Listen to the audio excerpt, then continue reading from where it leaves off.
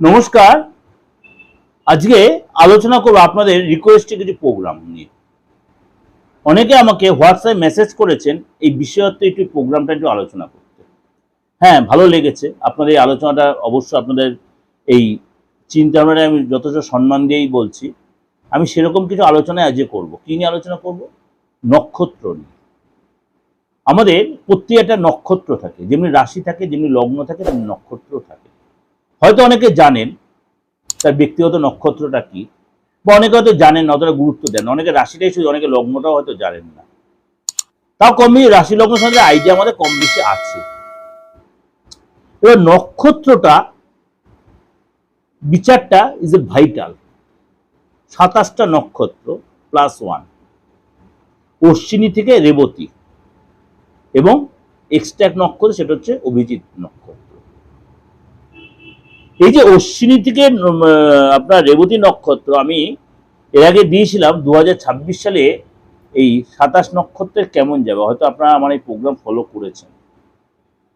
আজকে আলোচনা করব যে এই যে নক্ষত্রগুলো, তাদের কি নেচার, তারা কাদের সাথে বিয়ে শাদী করলে কেমন কেমন হবে, তাদের লট কি, তাদের শুভ কালার কি, বা কি ধরনের প্রফেশনে গেলে কি ডেভেলপ হবে, বা তাদের নেচারটা কেমন, এগুলো আপনাদের সাথে, বা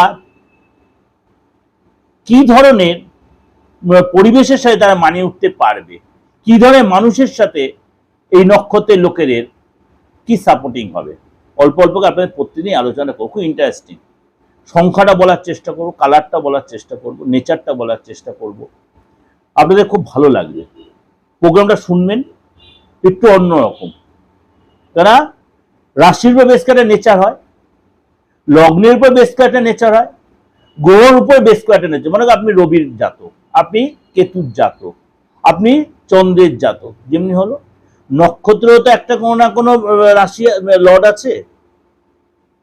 সামাও ধরুন অশ্বিনী নক্ষত্র, অশ্বিনী নক্ষত্রের কি হচ্ছে, গ্রহ হচ্ছে কেতু। তাহলে তার নেচার, তাহলে কেতুর মতো কি নেগেটিভ নেচার? কেতু কি নেগেটিভ? না, এটাই একটু বিচার্য বিষয়। চলুন তো একটু আলোচনা করে নিই। আজকে আলোচনা করব মহা নক্ষত্র নিয়ে। মহা নক্ষত্র হলো সমস্ত নক্ষত্রের সবচেয়ে শক্তিমান নক্ষত্র। এরা উপকারী, মহান, উদার, অত্যন্ত গুরুত্বপূর্ণ ও দানশীল ব্যক্তিদের এই নক্ষত্র হয়। এদের প্রধান প্রতীক হচ্ছে রাজ সিংহাসন। মহা নক্ষত্রের প্রধান প্রতীক হচ্ছে রাজ সিংহাসন। 27টি নক্ষত্রের মধ্যে মহা হচ্ছে সর্বাপেক্ষা উজ্জ্বলতম নক্ষত্র। মহা শব্দের অর্থ হলো শক্তিমান, উপকারী, মহান, উদার, অত্যন্ত গুরুত্বপূর্ণ এবং দানশীল ব্যক্তি। এদের প্রতীক হচ্ছে রাজ সিংহাসন। অধিপতি গ্রহ হচ্ছে মহা নক্ষত্রের অধিপতি গ্রহ হচ্ছে কেতু। কেতুর প্রতীক হলে বিশেষ পতাকা। এই পতাকাটি নির্দেশ করে মহত্ব, যশ। পূর্বজন্মের কর্ম অনুসারে কেতু মহা নক্ষত্রের মাধ্যমে বর্তমান জন্মে আমাদের ভোগ ক্ষমতা প্রদান করে। এর অধিপতি দেবতাকে মহা নক্ষত্রের অধিপতি দেবতা পিতৃগণ এবং পূর্বপুরুষগণ। মহা নক্ষত্রের অধিপতি দেবতা পিতৃগণ এবং পূর্বপুরুষগণ। আমাদের অস্তিত্বের জন্য পূর্বপুরুষদের কাছে আমরা ঋণী।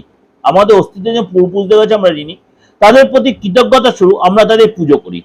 পিতৃগণ পূর্বপুরুষদের ক্ষমতা ও গৌরবকে এই মহা নক্ষত্র নির্দেশ করে। এদের চারিত্রিক বৈশিষ্ট্য কেমন হয়?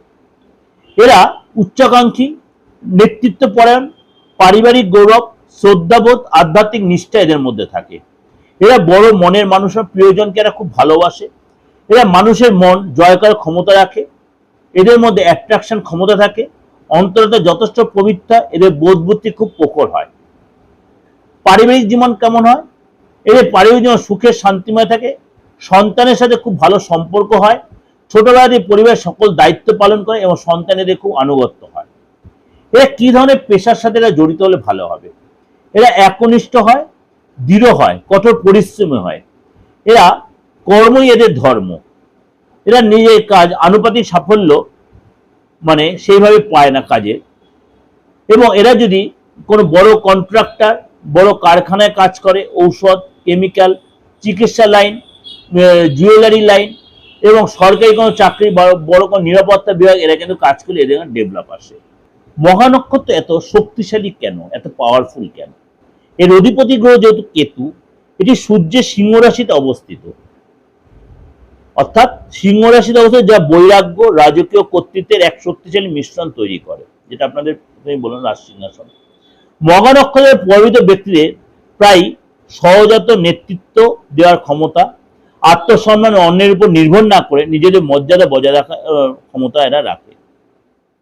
মঘা নক্ষত্রের দুর্বলতা কি? মঘা নক্ষত্রের দুর্বলতা হচ্ছে এরা অন্যের অনুভূতির কথা না ভেবেই খুব সরাসরি এবং আঘাতমূলক ভাবে সত্য বলতে পারে। অর্থাৎ কেউ কাউকে মানে এরা খুব সত্য কথা বলে ফেলে এবং কেউ তাদের আঘাত পেতে পারে, সেটা এরা কেয়ার করে না। এদের প্রচন্ড গর্ব এবং অহংকার রয়েছে মঘা নক্ষত্রের লোকেদের, এবং এরা যে কোনো কাজকে দৃঢ়ভাবে আঁকড়ে ধরে এবং এরা যাদের পক্ষে নিয়ে তাদের সহজে আঘাত করে, বন্ধুদের এরা শত্রুতে পরিণত করে। আর একটু সেলফিশ ধরনের হয়, নিজের স্বার্থ চাইলে অনেকটাই এই ধরনের মেন্টালিটি। সিংহ রাশিতে মঘা নক্ষত্র অবশ্যই কেতু দ্বারা শাসিত এবং সিংহ রাশি পিতৃ দেবতাদের আশীর্বাদ ধন্য। মঘা নক্ষত্রের কাজ কি কি? যেমন বললাম আপনার প্রশাসক, ব্যবস্থাপক, রাজনীতিবিদ, ম্যাজিস্ট্রেট, বিচারক, আইনজীবী, মন্ত্রী এবং সরকারি উচ্চপদস্থ কর্মকর্তারা, মঘা নক্ষত্রের লোকেরা এই ধরনের পেশার সাথে এরা যুক্ত হলে খুব ভালো হবে। এই ধরনের এরা হয়তো কর্তৃত্ব করা, রাজকীয় পদ, ক্ষমতা দেখানো, উচ্চ সামাজিক মর্যাদা এরা আসীন হয়। মঘা নক্ষত্রের লোকেদের পুরো ফাল্গুনী নক্ষত্রের সাথে খুব অ্যাডজাস্টেবল হয়, মানে এদের সাথে যদি আপনার বিয়ের সম্পর্ক বা পার্টনারশিপ হয়, উত্তর ফাল্গুনী নক্ষত্রের খুব ভালো হয় এবং সাথী নক্ষত্রের সাথেও এদের মঘা নক্ষত্রের লোকেদের অ্যাডজাস্ট হয়। এটা আপনাদের যে ওভারঅল একটা আলোচনা করলাম, আশা করি অনেকটাই আপনাদের উপকারে লাগবে। যতটা মানে বেছে বেছে দেওয়ার মতো আপনাদের দিলাম অল্প অল্প করে, খুব উপকারে লাগবে। আপনি নক্ষত্রের আগে আপনারা দেখে নেন, তারপরে আমার প্রোগ্রামগুলো দেখবেন, অনেকটা সুবিধা হবে আপনাদের, অনেকটা আপনারা নিজেরা গুছিয়ে নিতে পারবেন। ভালো থাকবেন, যোগাযোগ করতে বুকিং নামে ফোন করে নেবেন।